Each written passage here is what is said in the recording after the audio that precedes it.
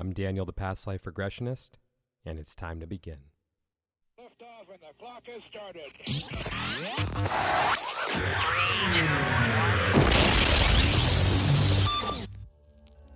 This is Timeless Spirituality.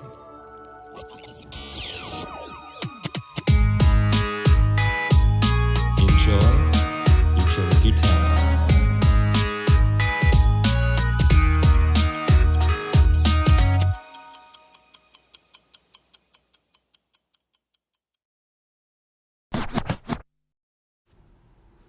Hey everyone, it's been brought to my attention that there's a bit of an echo once the episode starts and it lasts for a couple minutes, so just wanted to let you guys know that I'm working with the software company to resolve that, so hopefully I'll take care of it soon. With that said, let's roll into the intro now. Hey everyone, welcome back to Timeless Spirituality. So, for this week's episode, it is the unofficial part one of a unofficial two-part episode, which will come later in either January or February, and that episode is titled Spiritual Satire. Now, both episodes deal with shadow work and spiritual bypassing, but this one is in more of a serious manner, so I thought it was important to kind of lay the foundation with this episode before spiritual satire comes a little bit down the road. So, take this one in, guys. It's a great episode. I'm really proud of this one. And one of the great things about producing the podcast is that I get to learn about myself in the process. I know I've said that many times, so I'm like a broken record there. But I get to learn about myself, and it's great. It's great to have that mirror held up for me and be able to reflect back on whatever it is that comes up. And this just happens to be one of those episodes where I learn about my communication style a bit. And I just want to say that sometimes it doesn't matter how clear you are with what you're saying. You could be crystal clear with an explanation about what it is that you're trying to convey, and people just won't understand still. Now, my guest, Riss, I'm pretty sure she understood what I'm saying, so this doesn't apply to her. But just know that I'm punching up. That's it. I'm punching up, guys. I'm punching up. So with that said, if you would like to book a regression with me to discover who and where you have been throughout time, you can reach me on Instagram at The Past Life Regressionist or my website, thepastliferegressionist.com. And now, it's time to begin. Riss, thank you so much for being here. How are you doing? I'm great. Thank you so much for having me. You're very welcome. I probably should call you by the nickname that I anointed you or given you, right? Yeah, Queen of Shadows. Queen of Shadows. This is Riss, Queen of Shadows. You guys have heard about her many times before. She's the shadow work coach who I talk about. The one who really pisses me off sometimes, but I do admire her for it because I always leave feeling awful when I talk to Riss. But it leads to feeling better. So thank you for making me feel like shit. That was the best introduction I've ever had on a podcast episode. So thank you so much, Daniel. Yes, I'm really touched by that. Why, did they usually say really nice things about you? Typically, yeah. But in a weird way, though, I kind of take it as a compliment because I know that if you leave pissed off, it's because we hit some truth. So that's okay. It's the highest compliment I can give you. Thank you. You're very welcome. All right. Are you ready for the first question? I am ready for the first question. Bring it on. What is your favorite song about time and why? Yeah, this question actually has me thinking because, there's so many really great songs about time, but I actually think, and I listen to country every once in a while, which typically surprises people. It surprises me. Yeah, and not really kind of like the type of person that would, but I do from time to time. And there's this one song called Timing is Everything. And it's actually a very sentimental song to me. The person who showed it to me, it was years ago, he actually passed, and we were really, really close. And yeah, it's just a really beautiful song about the serendipity of time. And it's almost like everything sort of has an order. You know what I mean? Like there's this sort of really mysterious thing behind, and humans like to talk about it in the form of like synchronicity or, serendipity or whatever it is. Human minds try and make sense of like these really odd sort of coincidences, quote unquote, but the song really is sort of about like how it's so odd, those synchronicities and how timing really is everything. So yeah, so that song definitely came up for me when you asked that question. That's a new one. I haven't heard that one before. Thank you for that. Yeah. And it's a country song. Yeah, it's a country song. Yeah, that's seriously a real curveball coming from you. So. I love to keep you on your toes. You know that. You do well with that. Are you ready for the second question? Yeah, let's do it. Who is Riss? Who is Riss? Gosh, that's a very deep question. Mm-hmm. How's it feel to be on the other side of it? Oh, I'm always on the other side of it. I have people checking me all the time and doing shadow work with me. So yeah, who is Riss?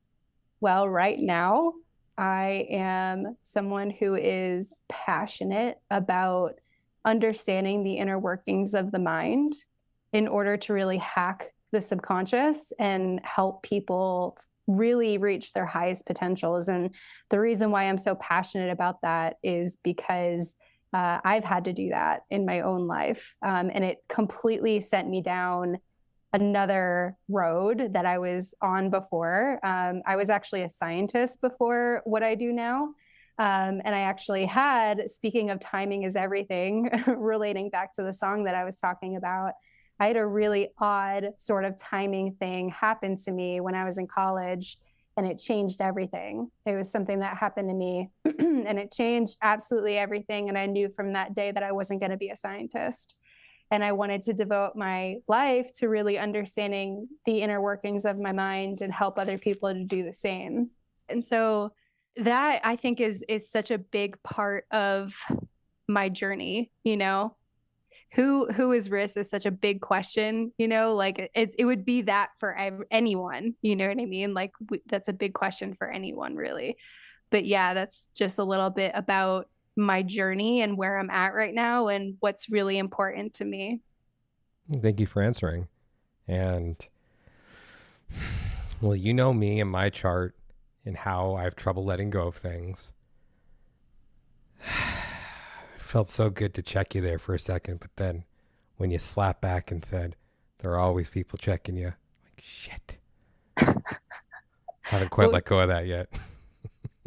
I wouldn't be a good coach if other people weren't checking me. This is true. This is very true. This is why I need someone like Riss to check me. So for everyone who listens regularly and has heard me talk about softening my edges, not looking for validation all the time, things like that, Riss has played a big part in that because she shows me those things and she shines a light on those shadows. So thank you, Riss, for giving me material for the show. You're so welcome. And I hope that it provided everybody with good laughs, good thoughts, like reflections, all of those things. I hope so. Yeah, as I ponder that one. Anyways, let's switch gears to shadow work. So, my queen of the shadow, queen of shadows, what is shadow work? Yeah, so traditionally shadow work, the term shadow work was coined by the psychiatrist Carl Jung. And so he kind of studied shadow work as a form of integrating. So the shadow is the unconscious parts of you that we deny, reject, and disown. And oftentimes it happens in childhood.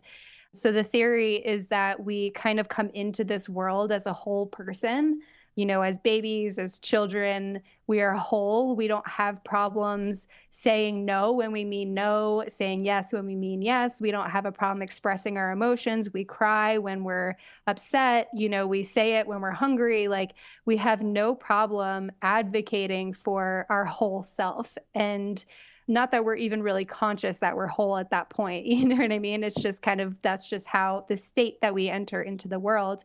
And the idea is that when you kind of go along your journey, things kind of happen to you. You meet teachers, other peers, you have relationships with your parents, and these relationships end up impacting you, and these life experiences end up really impacting you in a way where it kind of causes the fragments in the personality. So the whole self becomes fragmented. So that can look like maybe you went to school and you experienced bullying around your image. And because of that, you completely changed your image going forward. And you're not really in touch with that authentic part of you anymore because you learned that it wasn't acceptable.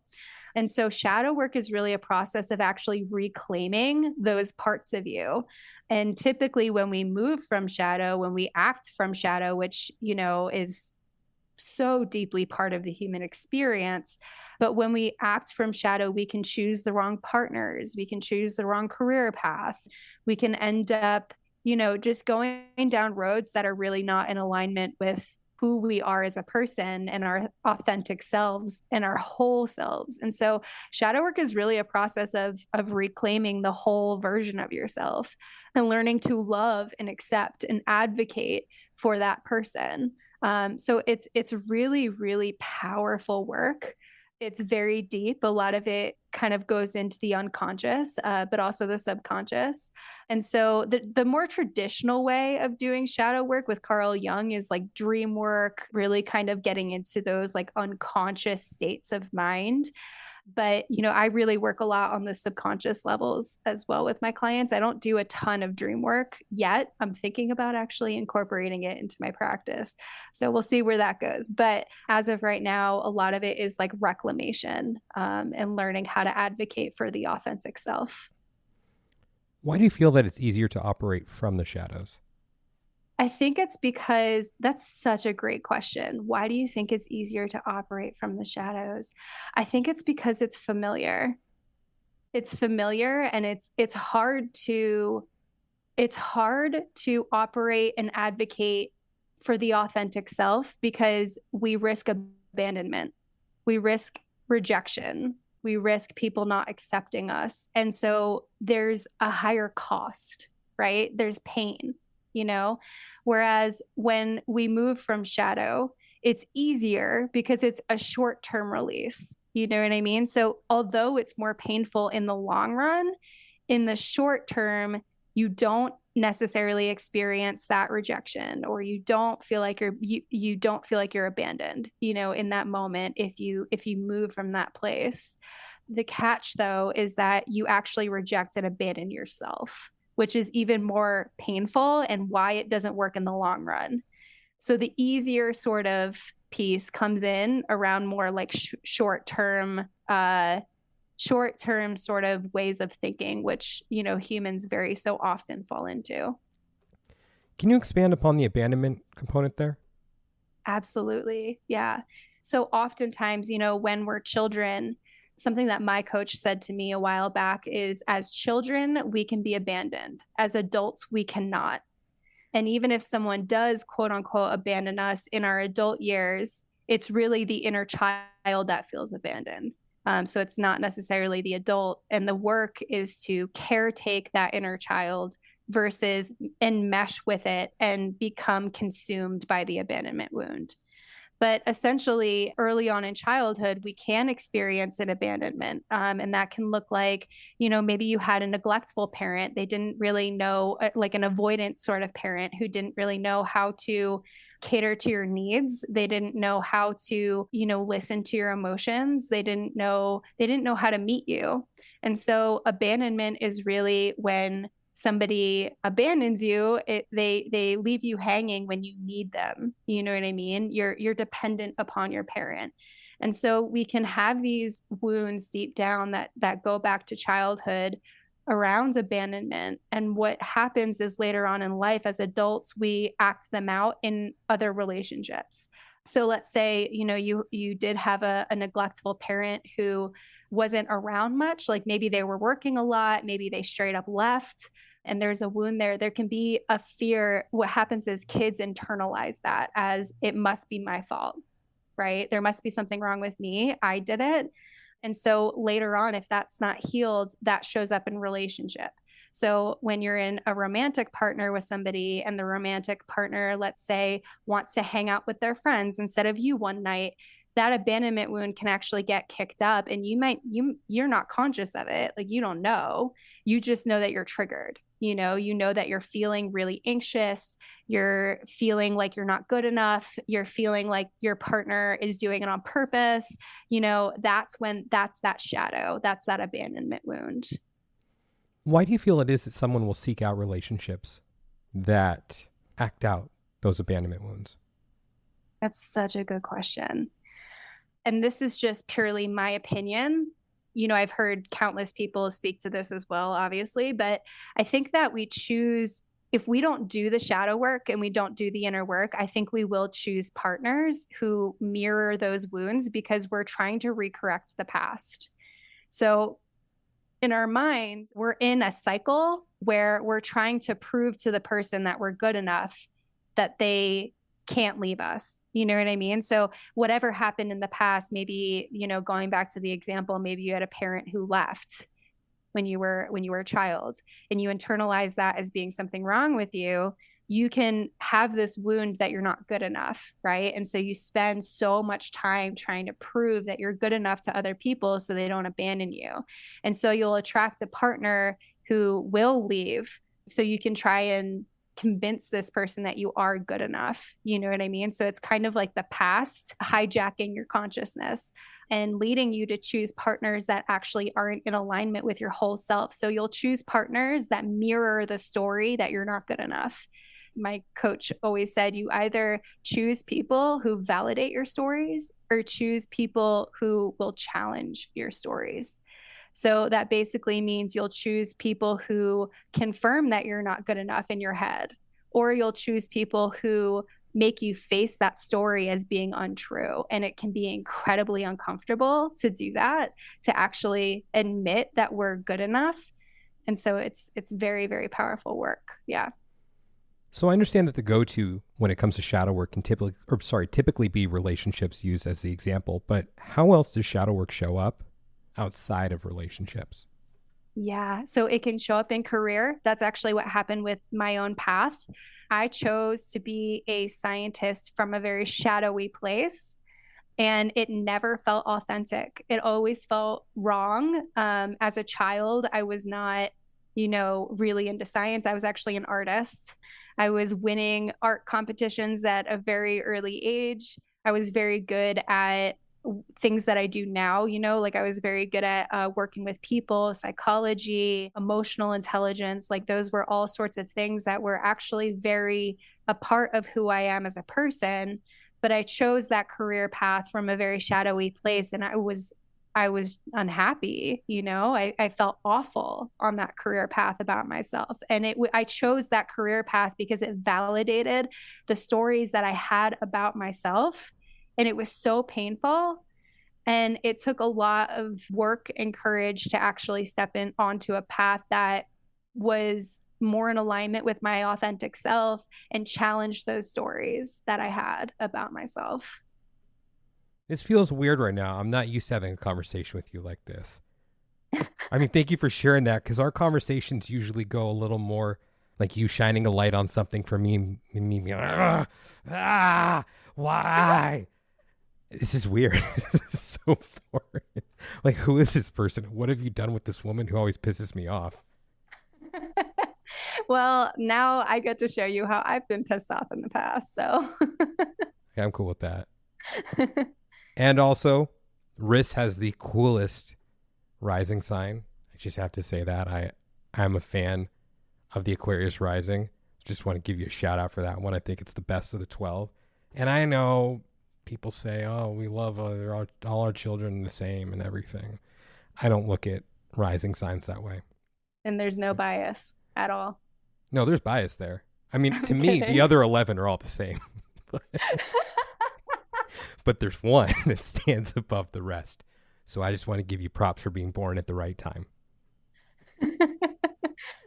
Props. Credit goes to my mom. Yeah. Shout out, Mom. Shout out to my mom. All right.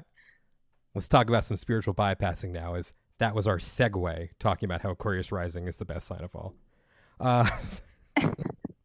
Jesus, here come my shadows. Oh, God, I'm already seeking validation and just projecting it on you. This is what it looks like. She doesn't even have to say anything. It just comes up by her just being in front of me. This is what it looks like, everyone. This is what it looks like. And then I have to sit with this after and say, why? Why do I need to point out that Aquarius rising is the best out of the 12? Why do I need to put it on someone else? Because it is. No, I'm just kidding. No, you're not. You're just being real. Okay, so that's something I'm going to need to sit with after. See, yeah, for shadow work, it doesn't need to always be something scary like that creature or monster coming out of the shadows. No, that's the sound that I make. But it can be something as simple as, why do I need to talk about how amazing Aquarius rising is?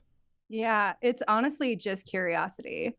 And I think that is like one of the most intelligent ways to do shadow work, is to come at it from a more neutral place. That's why curiosity is such it's alchemy. You know what I mean? It's not curiosity from a charged place. It's just neutral curiosity. Like, oh, that's interesting, you know? Yeah. As I'm still trying to wrap my head around that. Come on, D. Why? Why are you still seeking validation of the way? I thought we were over this. Well, okay. Spiritual bypassing. Riss, what is spiritual bypassing? So spiritual bypassing is essentially a way of practicing spirituality in a way that bypasses maybe shadow or truth. So what can often happen is we get really stuck in the ethereal or, the astral. And oftentimes it's actually a form of escapism, which is really interesting to me because I'm also a professional astrologer. And if you look at the planet Neptune rules spirituality, but it also rules escapism at its shadow expression, right? So there's a reason for that. And it's because we can actually use spirituality as a form of escaping truth. So it might be easier to sort of cling to those astral, really ethereal sort of realms without grounding into truth that actually might be quite dark. It's a form of, like, for instance, for example, I can use toxic positivity as an example, or light work as an example, right? Like sometimes we can get so attached to positivity and light work that sometimes it's actually because what's underneath that is we're uncomfortable and we don't want to sit with the darkness. Like it feels too uncomfortable to see. It feels too irky to face the truth. And like I said earlier, humans have a tendency to they like to relieve temporary pain over, doing the work to not have long-term pain. And so it's a form of that. It's a form of escapism. So how would that look with light work? Well, there's a lot of different forms of light work for sure. But if we're doing like what kind of light work did you have in mind when you asked that question? The Light Worker Association. Yeah. Let's go that way. Yeah. Okay. So for instance, maybe people who channel alien species or do some sort of like channeling from higher dimensions or, whatever. And this isn't, we're thinking about the same person right now, right? The one who's, yes. I wasn't going to say it, but you did. It's okay. I haven't mentioned that person's name on the podcast, nor will I, because I don't want to put them in that position. Sorry. I just want to make sure we're on the same page. Although I did parody one of their videos in episode 20, Karmic Relationships. I believe it happens around the 4-minute mark. So if you want to get a feel for that, you guys can go listen to that. It's the one about twin flames and talking about how they were having sex in the parking lot of a Burger King to open up portals. She didn't actually say that part about Burger King, but the rest of it was in there. Yeah. And I want to say too, like, spiritual bypassing or any kind of bypassing is very, very human, and we all do it. There's nobody on the planet that doesn't do it. You know what I mean? Mm-hmm. So I do want to say that, everybody's kind of on their own growth path and everybody is where they are. And, but it can be very dangerous, especially if you're a teacher, if you're guiding other people, it can be very dangerous. And to your point, that's another topic, is twin flames can be incredibly bypassy. So an example is, let's say that, you're in a really toxic relationship and you have this sort of, you're clinging, you're attaching to this idea that this person is your twin flame. And I've seen people use that as a way to stay in toxic relationships because they don't want to face the truth that this person just is not good for you. They don't want to do the inner growth work and meet that growth edge and do the courageous thing, which is to leave and to work on themselves so that they can attract a different kind of relationship. And so that's really what spiritual bypassing can look like. And it can be incredibly dangerous. So I don't really have anything to say about the twin flame component, but with regards to channeling, I don't find all channeling to be detrimental. I just want to make that distinction right now. I think it's just a matter of how you use it. Because absolutely, look, yeah. I interact with alien collectives through past life regressions. It happens. So, am I going to just attach that to spiritual bypassing? No, because I'm not clutching onto it. And I don't think it matters. I think what matters is the message, not whatever collective it is. The Arcturians, the Palladians, as I've called them, the Gargantuans, which I don't know if they exist, or the blah, blah, blah, blah, blah, blah, blah, blah, blah, blah. That's a new one. I don't think all of those things are attached to spiritual bypassing, but I think a lot of it is. So what are things to look out for in that respect? How do you differentiate between, is this message coming from a place of how is this really going to help people and not be an instrument of spiritual bypassing for the messenger, as opposed to what is just outright dangerous sometimes? Sure. That's a really good question. So I know that a big thing in channeling, and I don't do channeling work. I used to a long time ago, but I know a big thing in channeling is being a clear channel. And so I don't think, if we don't take care to be a clear channel, and what that means is you remove yourself and your own stuff, your own shadow from whatever it is that you're channeling. So you become a very clear conduit. And so I think what we need to really look out for is, and it kind of ties into, you see it in Christianity as well, where you see, maybe what has been preached in the past, as God's will is actually shadow and human will, right? But we kind of, in order to not take responsibility for that shadow, we blame it on God. Like, this is what God wants. You know what I mean? And so I think we have to be careful about that when it comes to channeling as well, which is like, is this a you thing or is this a channeling thing, right? So just being aware of what feels like a projection, you know what I mean? Because I've seen that a lot, where it's not a clear channel and someone's kind of adding in their own stuff and projecting from their own shadow. And I want to be very clear too. It's not because, most times when this happens, it's not because somebody has ill will, and it's not, they're not necessarily doing it on purpose. Most of the time they're not. No. Most of the time they're actually, they want to help. They want to be a clear conduit. You know what I mean? It's not because anybody's wrong or evil. It's just, we do have to be careful about how we guide and direct people and how we're showing up in that container, and questioning, like taking care to like remove our own stuff from the situation before we show up for the person. One that comes to mind for me, I don't want to go down the conspiracy rabbit hole right now, but I am someone who believes that anything is possible other than the earth being flat. So Stella, I've said that before. I'm sorry if I offended anyone. Maybe it is. I don't believe that the earth is flat, but other than that, I believe that anything is possible. So when there are all these messages out there about, oh, this thing is in control and that thing, and the reptilians are doing this and that, and blah, blah, blah, blah, blah.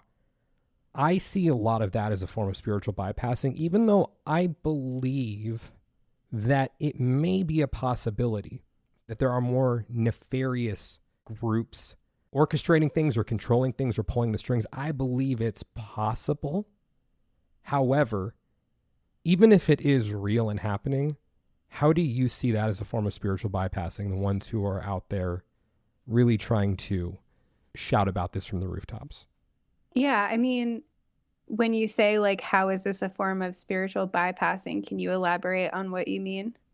I see it as a way, again, I believe that these things are a possibility. Mm-hmm. So I'm not discounting that at all right now. But I also come from the point of view of, if this organization or this alien collective is so strong, the one I hear a lot that they said they're feeding off the emotions of humanity, which I believe is possible, is just being so wrapped up in it, really going to dismantle it? Or if they are feeding off the emotions of humanity, why don't you just take a step back and work on gaining more control over your emotions, so you're not triggered by certain things, so you're not acting from a place of fear and anger and hurt all the time? Because then if you're cutting off the source, then they can't feed off you. So I feel it's a way to say, it's a waste of time for me to look at those things because there's something else in control. There's something else bigger that's pulling the strings. So there's nothing I can do except direct my attention at that external creature or source or organization or group, as opposed to looking inside, because they're the problem. They're the cause of all my problems, which still they may be. But what is really accomplished by pointing the finger as opposed to looking inside? Absolutely. And I think that that's I love that you brought that in, and I love that you spoke to that. That was amazing. Because I think that, oftentimes we can sort of approach spirituality or these more new age concepts from a place of powerlessness. And that's the difference is, are we using spirituality as a form of empowerment or to victimize ourselves? You know what I mean? I feel like the underlying question with shadow work is why. You know what I mean? So if you're sort of getting really wrapped up and really consumed around channeling aliens and getting really into those sorts of things, and I want to be clear too, like, I am not dismissing that these things are real, or yeah, like I'm not saying that, they're not real or they're not valid. That's not what I'm saying. I'm more so saying, why? Like, if you're really consumed by it, where is that coming from? And, shadow work is really about taking responsibility. It's about personal accountability. It's about seeing yourself as a sovereign being and seeing the power in yourself, and not approaching and interacting with life in a way where you are a complete victim to your circumstances. That's not to say that things happen that you don't, things do happen that you don't have control over. That's just life, right? But how we choose to show up and interact with those things is our responsibility. So how we interact with something that's out of our control, do we approach that with skill? Do we get consumed by it? Do we watch ourselves? Do we track ourselves? Do we hold ourselves? Do we address our inner child? Like, it's all about the accountability aspect. And I think that spiritual bypassing has absolutely no accountability and responsibility. And I want to say too, like I said before, I want to reiterate, it's very human, because it's scary. It's scary to take responsibility, and we all bypass, including myself. Like, I have, but the work is to catch yourself. It's not to never spiritually bypass, because that's not realistic for anyone on this path. We're human. We're going to make that mistake. We're going to choose the short-term fix over long-term health. Like, we're going to do that, and the work is, and the practice is catching it and being brave enough to choose differently. And that's part of the sovereignty, is everybody is a sovereign being unto themselves. And the difference is, when you own your sovereignty, you choose differently. So, Riss, Queen of the Daniel. Shadow, what I'm going to ask of you right now, I'm only asking because I'm willing to dish and take, and I'll meet you there if you go there. How have you spiritually bypassed? Oh my gosh. I mean, I've definitely spiritual bypass, and I still do from time to time, you know.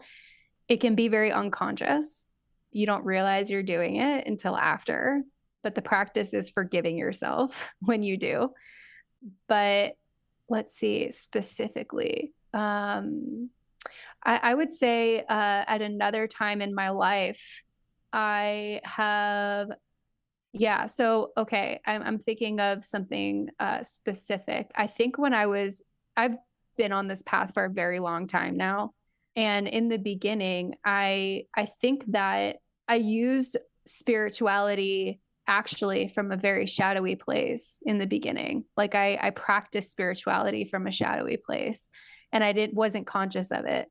I had my own wounds around probably not being enough, feeling inferior. And so spirituality became a way to validate that I was enough.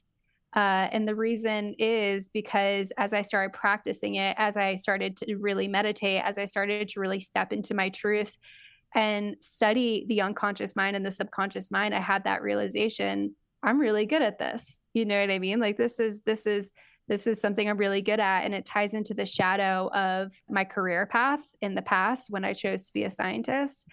When I got onto the spiritual path of like shadow work, of all of the things that I do now, I think because I still had that wound of not feeling enough, it turned into a superiority complex in the beginning of my journey. And I think that I used spirituality in that way. And I looked down upon other people who maybe weren't as into personal development or weren't into spirituality like I was. And that's bypassing. That's really not taking responsibility for, I just don't feel enough. You know, like if you're looking down on other people because they're not like you, that's a you thing. That's not them. You know what I mean? And I struggled with that in the beginning, for sure. Well, thank you for being so open and vulnerable for that one, because you weren't spiritually bypassing there by owning your shit. So I appreciate it. I own my shit because I didn't in the past. So You know, it's funny you bring up about the superiority complex, because that's something that I still struggle with from time to time. I mean, I think it's something I'm getting much better at, but there is that feeling that comes up of I'm better than you because I'm looking at these things, because I'm willing to take the time to look at these things, because I'm not a fucking pussy like you are. But this is the thing. I'm putting it out there so I'm being honest, because then I can hold myself accountable for it. That's what I'm doing right now. It doesn't make me look great. Maybe there's some more words in there besides the ones I just let out, but it does happen. But I think what I'm getting better at now is reeling it back in and seeing, look, this is just where I am on my journey, and this is where they are in their journey. This is no slight against them. If they are not there yet, maybe they'll never be there. But it doesn't make me better than them, because maybe that's what their journey is supposed to be in this life. Maybe this incarnation is all about spiritually bypassing so they can understand on a soul level what it means to spend a lifetime spiritually bypassing, so then they can come back and be a shadow work coach in a future incarnation.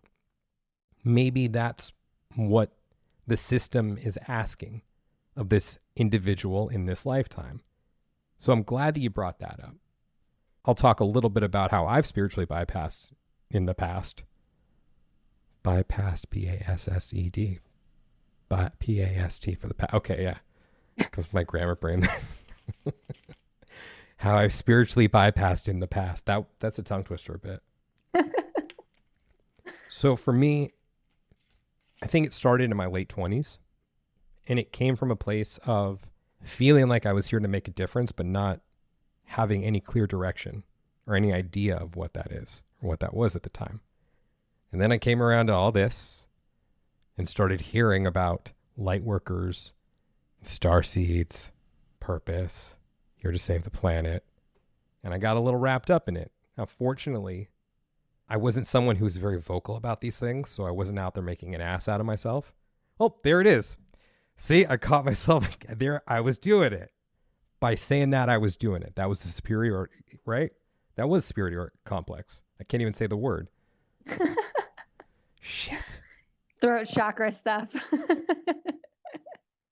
I'm sorry, before I continue there, I think I need to bring something up, though. This is where I run into an issue, is how do I bring these things up without a superiority complex? Because I feel it's important to bring these things up and call a spade a spade. How do I do that without coming off as a superior? Yeah. I mean, I think that, like, you know, if you're moving from a place of authenticity, you're not moving from a place of superiority.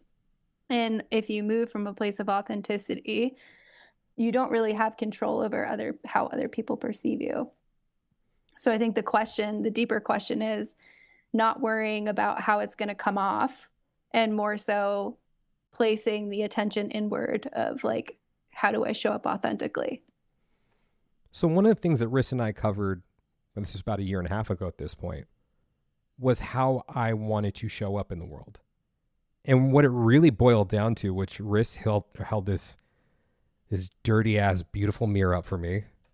Just had a bunch of shit on it and fog and bananas. Some tomato sauce. Like, I'm a Taurus. I mean, I don't want to be the stereotype, but my mind will just naturally go to food. She held this mirror up for me to understand that if I'm just myself, that's all I need to be.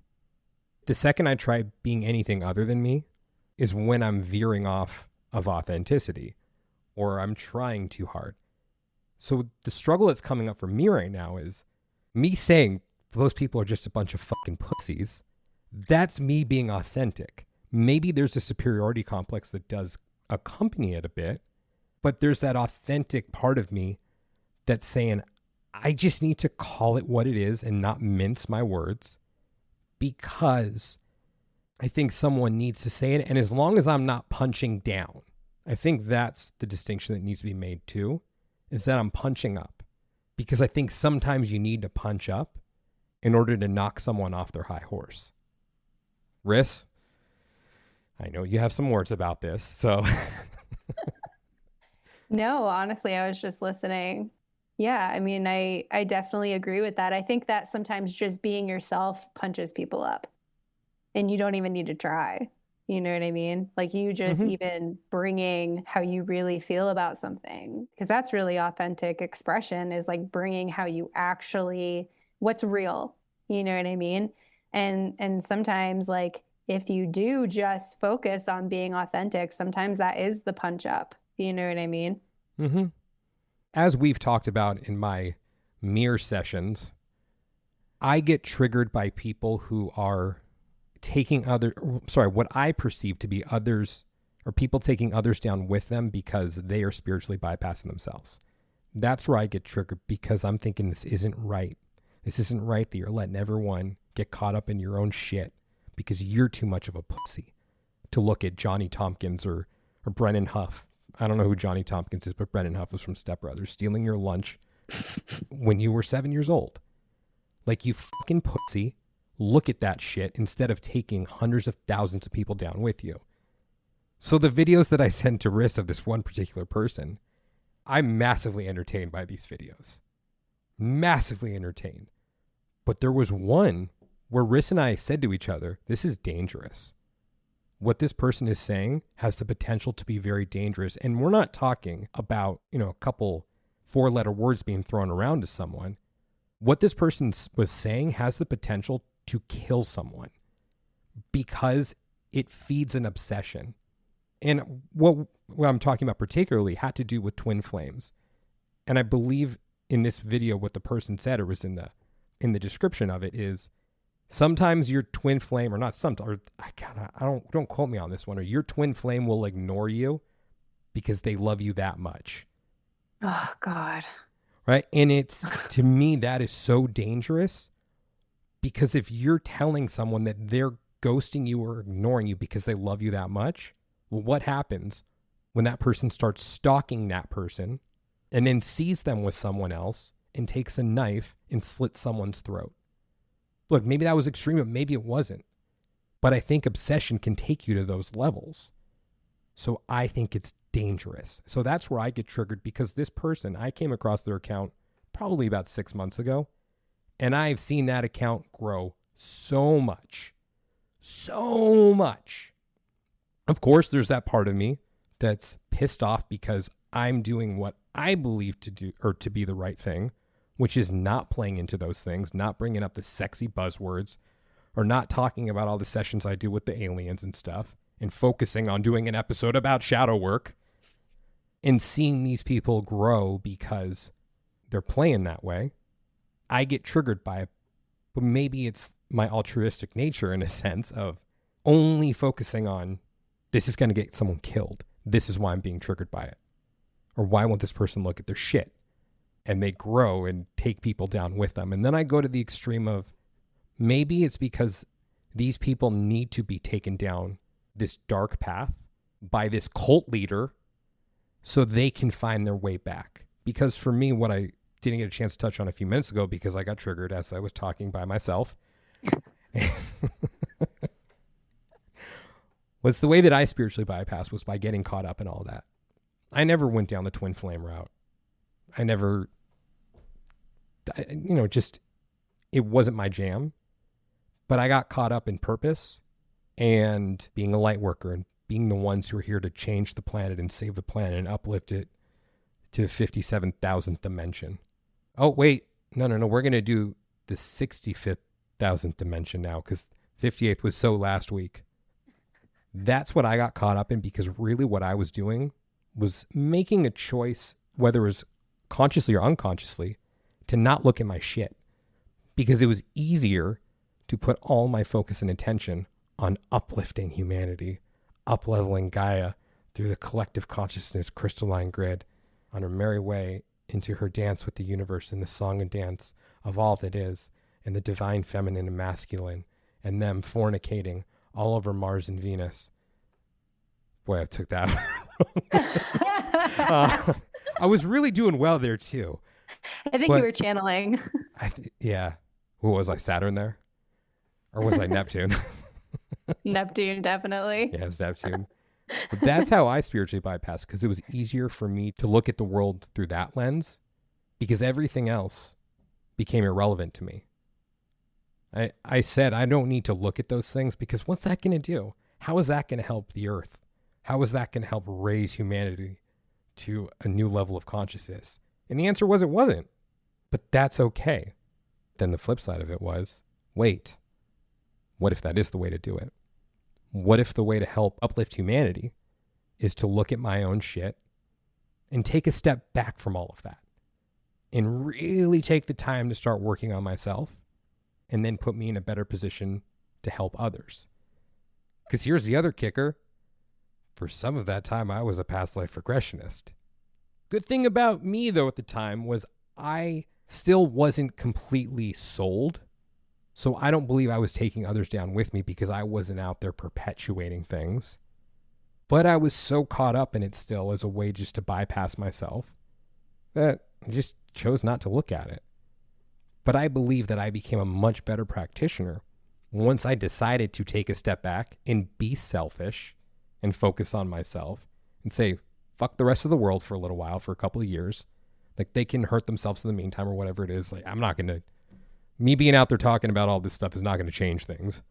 But what if I come out a little bit lighter on the other side, because I've looked at my shadows and I've released some of them, and then I show up differently as a result of it, and then I'm in a better position to help people. And then if people can see me on this journey of seeing where my triggers are lying, even in this podcast recording that we're doing, after a year and a half of the shadow work that I've been doing with Riss, and that wasn't even my first foray into it. But I still have a lot to do. I still have a lot to work on. I have a lot of growing to do. And the second I think I'm done is the second one I'm kidding myself. Now, at some point, Riss is going to be done with me, because she can be like, dude, enough. Enough is enough. I'm sick of your shit, man. No, Grow the fuck up, dude. See, and what I was doing was seeking validation there because I've learned the buttons to push with Riss. But this is what shadow work is. It's being aware of it, because then still I'm going to sit with myself after and say, why did I need to go there? Come on, D. Was it necessary? Why with all this awareness that you have about seeking validation, do you still go there? And it doesn't need to look spectacular. This is what it is. Riss, you have the floor.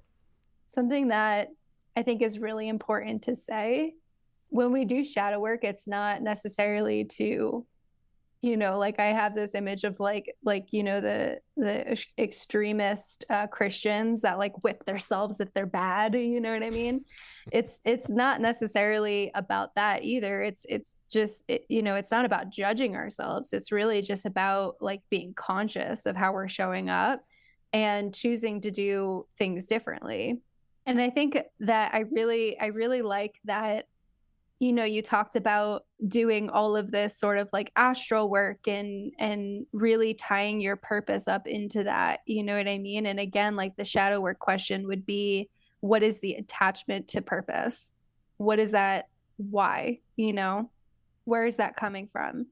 And again, it's not to put you down in any way. It's really just to create it's to put you in touch with your truth so you can redirect towards the authentic self. So you basically, what happens is oftentimes we're trying to find ourselves in something outside of us. Like we're trying to mold something outside of us to fit our authentic self versus aligning with our authentic self and choosing from that place. So instead of like, moving from the outside in, we choose to be conscious of moving from the inside out.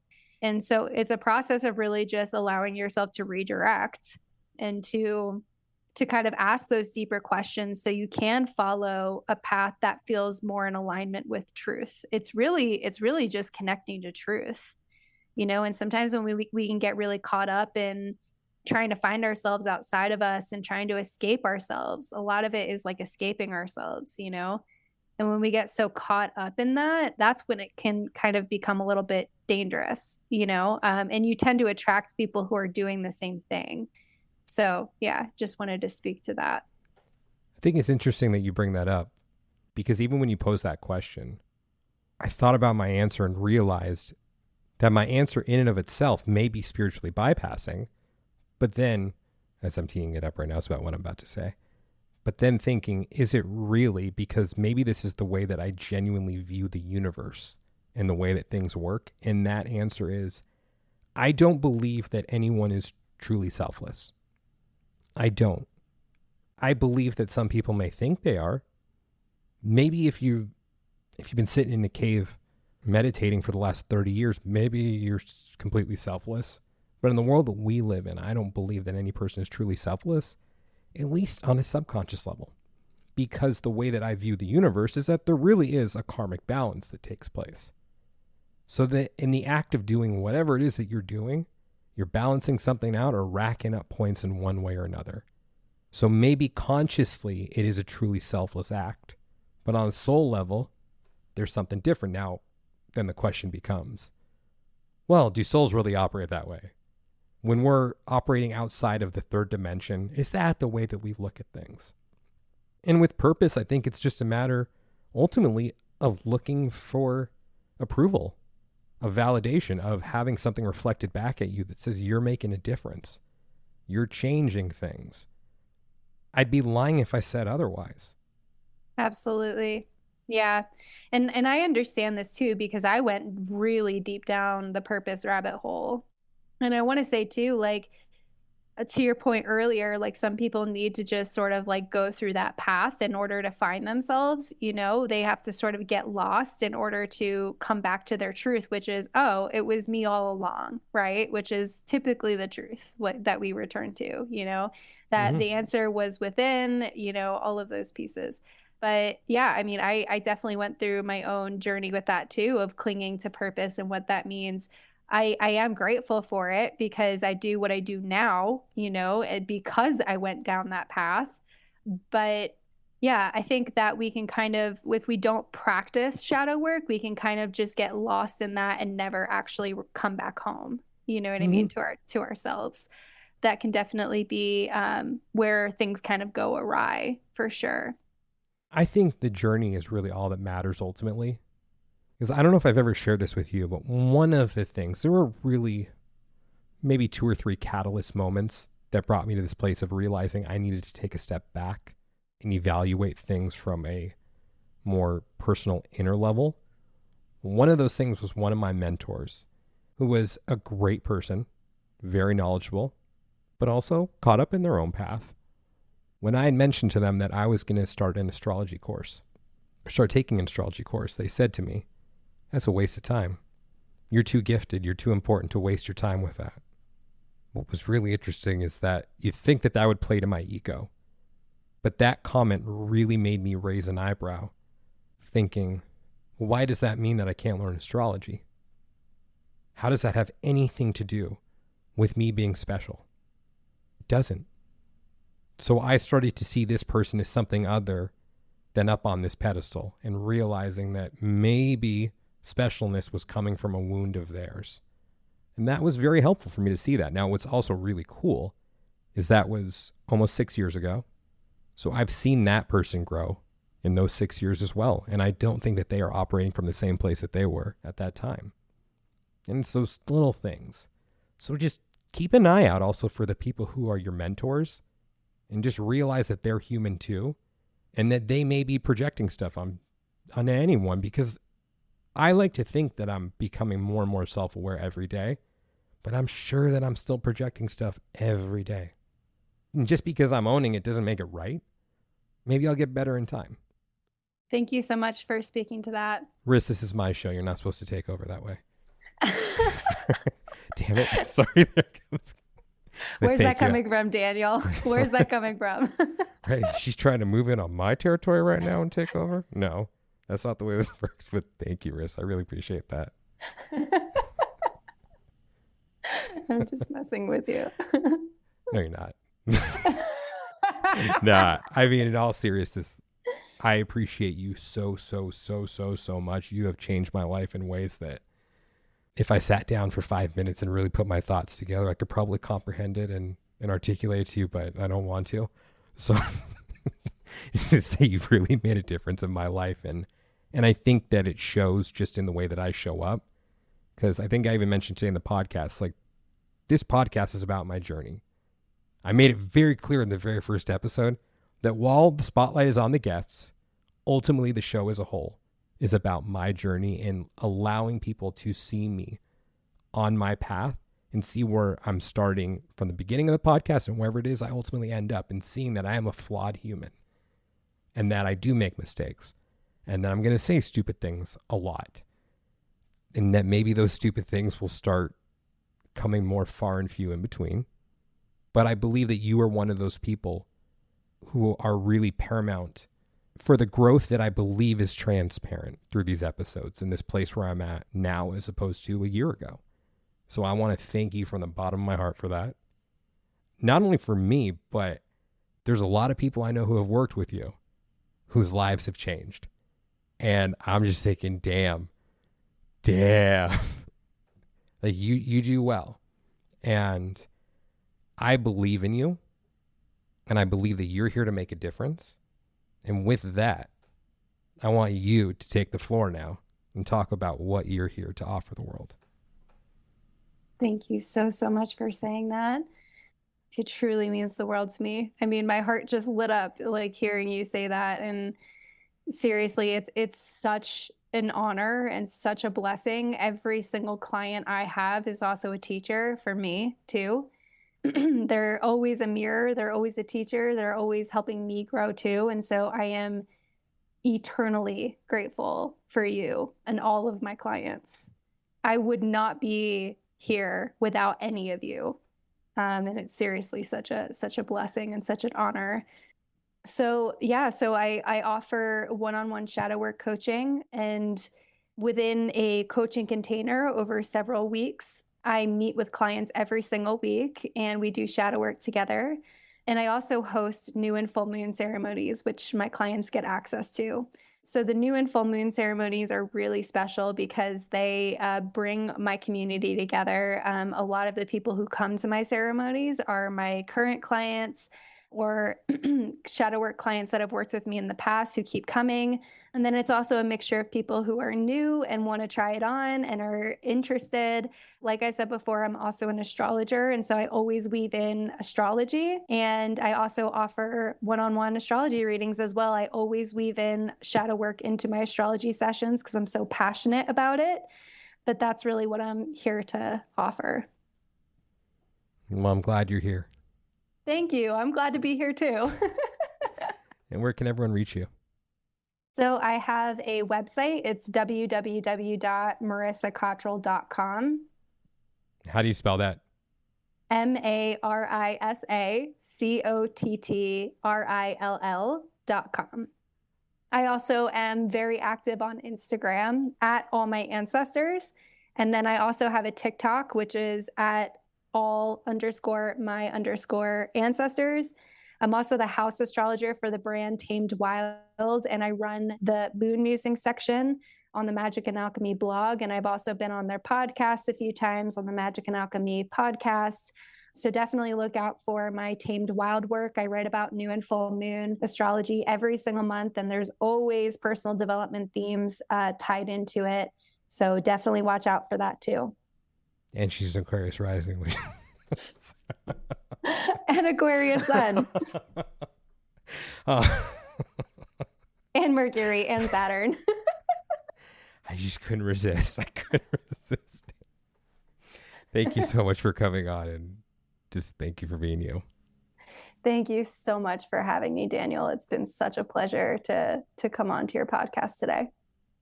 Aquarius rising out. Aquarius rising out. Fellow time travelers, your journey through time awaits you. Just want to thank you guys so much for listening to today's episode.